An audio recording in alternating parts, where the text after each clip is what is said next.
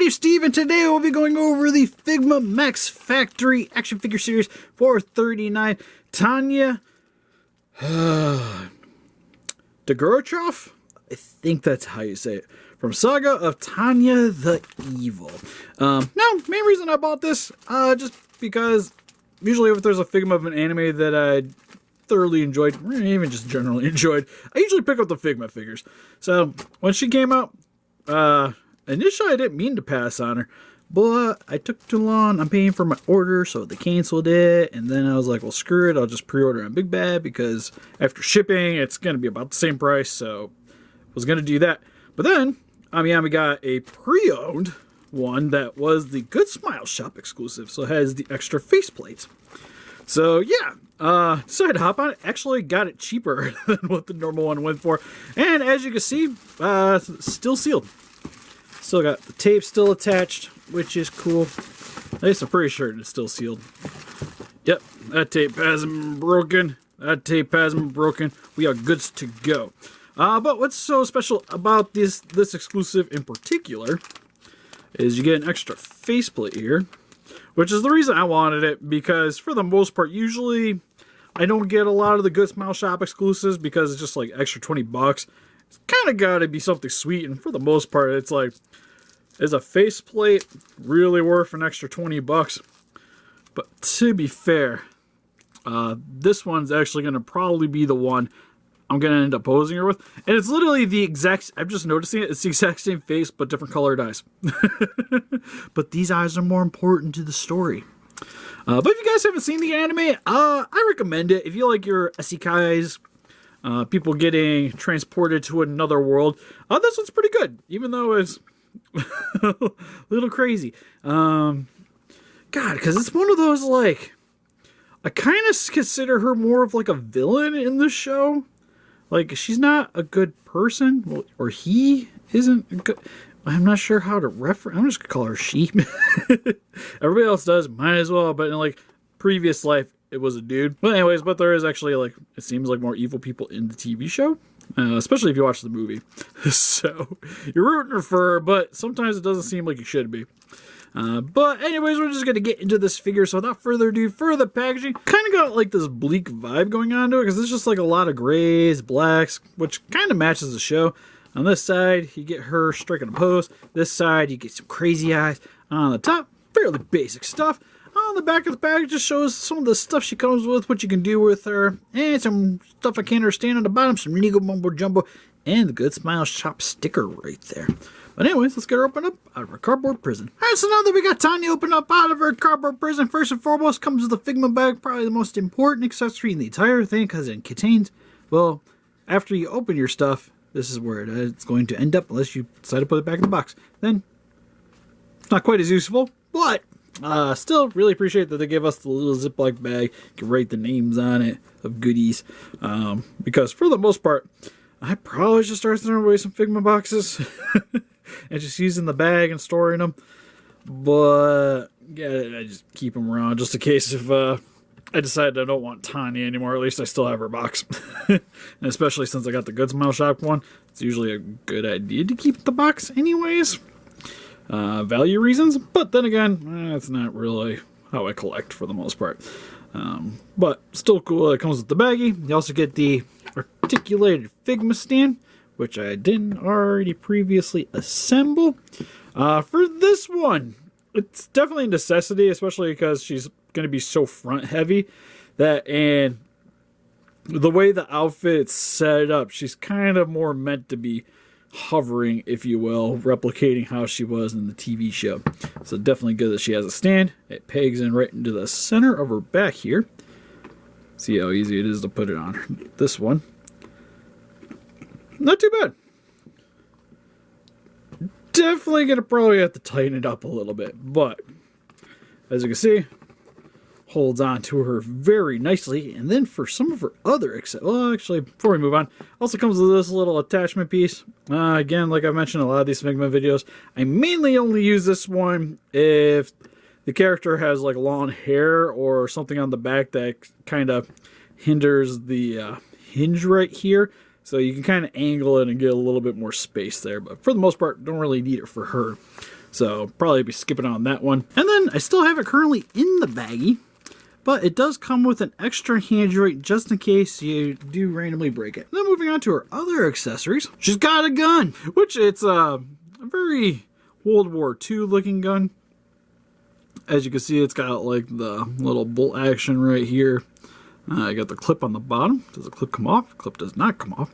Stock seems to slide off though, because it comes with this extra one that isn't quite as long. Alright, so mainly the difference between the two, shorter stock is for when you want her in like dynamic poses with the gun. The stock that comes standard on this is for when you want it to be like holstered on her.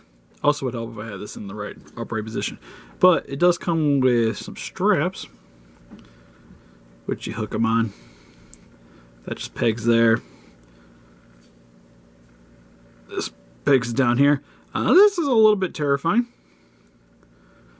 The bottom one doesn't seem like it likes to stay in very well. So if you want her holding onto it, kind of like so, this is the stock that you need to be using on it. Otherwise, if you want her actually holding onto it and firing, you're going to want to use the shorter stock. But still really nice looking. And then for her faceplates, for what comes basic on the figure is just a standard expression where her just looking straight forward, mouth's a little bit open, but the eyes do look very nice. And overall, I think it captures more just like basic blank stare of Tanya. I was like too that you could articulate the hairs when she's flying around. But anyways, I'm getting sidetracked. But for her other faceplates and how you swap them out, maybe. Also want to point out her neck's loose. We'll find her in a second. Alright, so you wiggle it, pop the faceplate out. I guess we'll go with this one next. Pop her face in. And here is probably one of the reasons you're going to buy this one. Is you get the more quirky expressions with one eye slightly winking and her mouth kind of doing a little bit of like a Joker laugh, if you will. Very psychotic looking and pretty appropriate for the figure. One thing is she does have like a little imperfection in her hair right there. But I would probably be going with this one. Just the psychotic Lee look, which is just eyes wide, teeth showing, and definitely look like she's about to go invade some countries. But if you have the Goodsmile shop version, you get her with the God eyes, or the yellow eyes, the one where she's essentially unlocking the magic powers. Well, to their fullest extent anyways, whenever she's usually chanting. But this is easily my favorite one. The main reason I want to get the Goodsmile shop one because I'm just going to have her with the knife, or the gun flying around, and definitely fairly appropriate for the figure. Then for her hands, on the figure you get just some open palm hands with the fingers kind of going back and forward in descending order. And I'm not going to attach all of them on here, but as you can see, you get, make sure I get my hands right. So you get 3 rights and 4 left hands. Nope, I'm dumb. You get 4 rights and 3 left hands. All right. So you get some clenched fists, you get some gripping hands, you get some open hands. That one I'm assuming is for gripping onto the gun. Another gun hand. It's weird because she gets like gripping hands and then the trigger finger hands. So that's definitely for grabbing onto the gun. Kind of a bit cool. She maybe came with some flags or something to be able to grab onto. But if you got some extra accessories laying around, it does give you some options. And if you want to swap them out, definitely pop these off to put the rifle on here real quick. But you just pull straight out from the joint.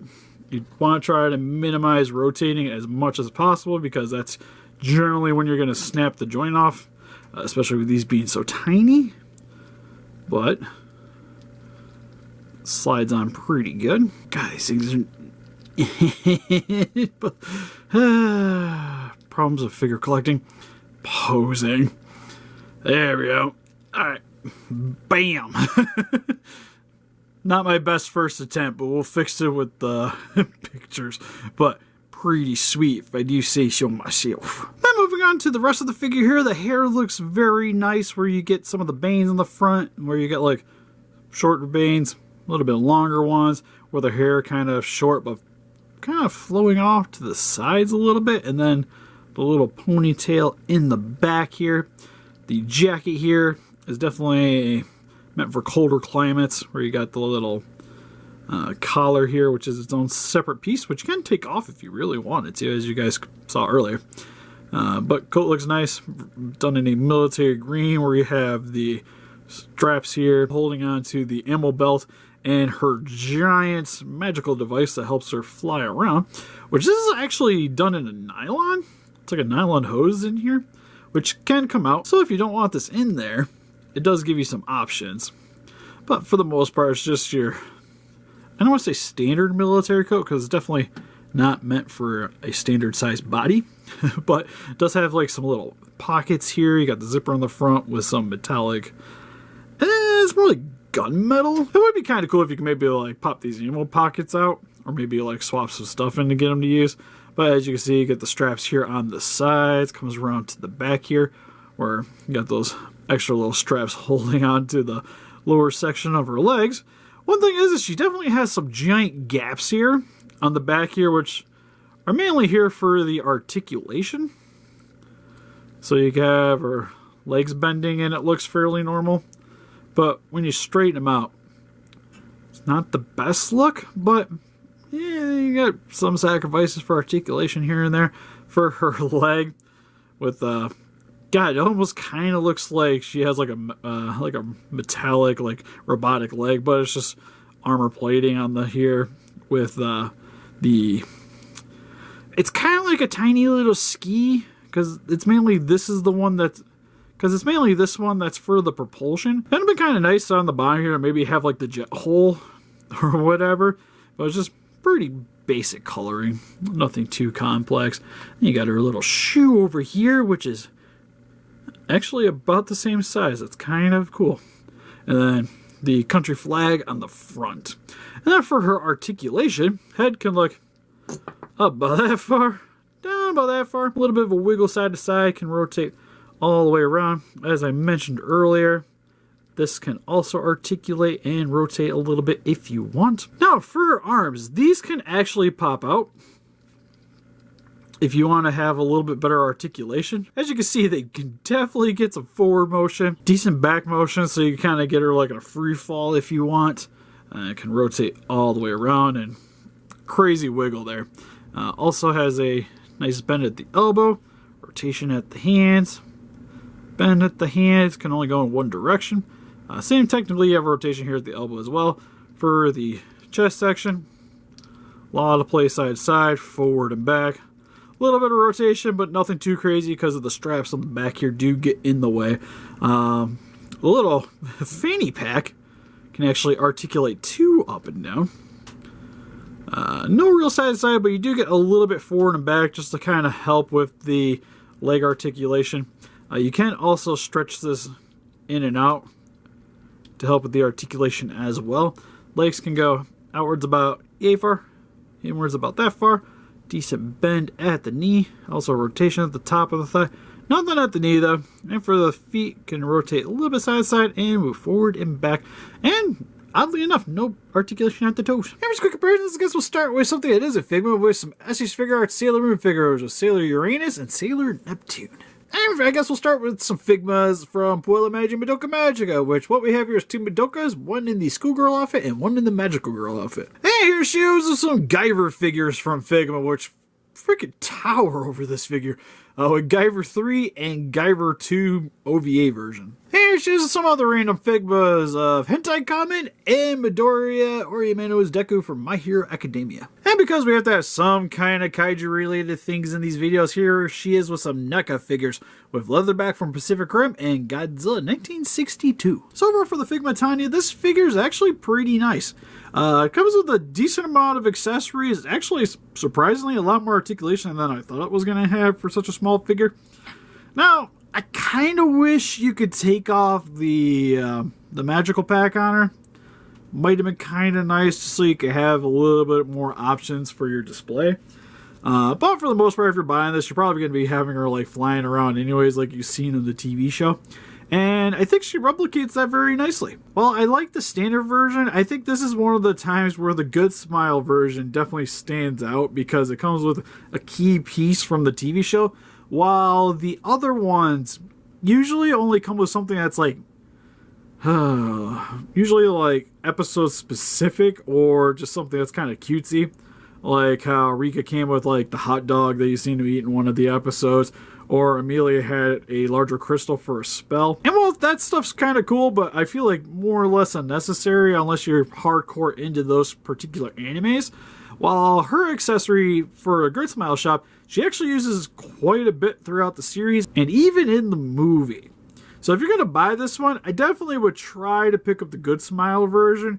But if you're okay without those eyes in particular, then the standard version definitely is for you. But what do you guys think? Have you guys seen Saga of Tanya the Evil? What's your favorite isekai or is interspecies review or just more your thing? Please let us know in the comment section below.